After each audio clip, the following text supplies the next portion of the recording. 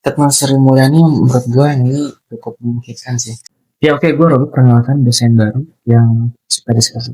Oke, gue pengen nanggepin pernyataan ini ya. Oke, gue pengen nanggepin dari pernyataan sebelumnya yang dia dengar bahwa dosen itu sering lalu karena gaji kecil. Perlu teman-teman ketahui bahwa dosen itu punya 3 kewajiban utama, yaitu tridharma ya, yang namanya tridharma, pengajaran, penelitian, dan pengabdian masyarakat.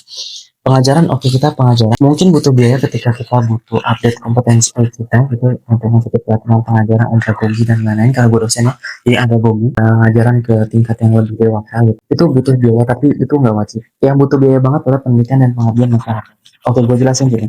Penelitian, ketika kita butuh angka kredit, kita akan masukkan ke jurnal yang akreditasinya itu bagus, yang mana jurnal diakui oleh Dikti, BKD, diakui BKD itu adalah jurnal Sinta gitu. Nah, jurnal Sinta, misal Sinta yang bagus dengan angka kredit tinggi, itu Sinta 1, 2, 3. Yang mana itu mungkin bisa 1 juta, paling kecil itu Sinta 3 mungkin ada yang segitu, sampai 5 juta, bahkan 10 juta itu ada untuk fast track sampai ke Sinta 1, itu butuh duit.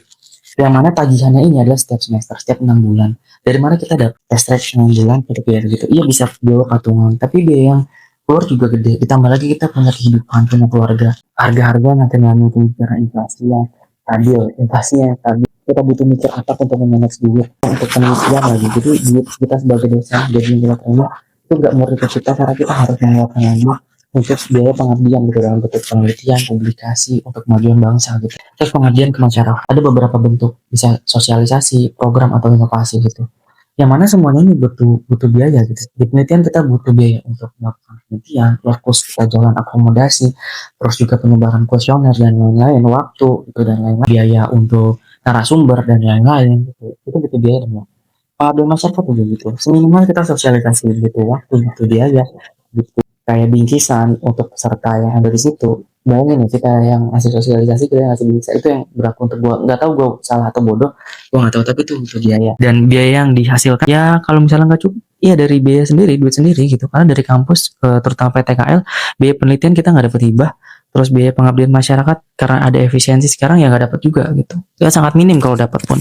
Itu susah, itu butuh biaya. Tambah lagi ada statement apakah butuh bantuan masyarakat. Bu, tolong dilihat masyarakat sekarang dalam keadaan yang terhimpit, dalam keadaan yang tercekik, nyari kerja susah, bertahan hidup juga susah gitu. Apa pemerintah melihat itu gitu? Saudara gue yang petani, gue tanya dengan astagita apakah mendapatkan bantuan pupuk dan lain-lain support? Enggak, jawabannya enggak.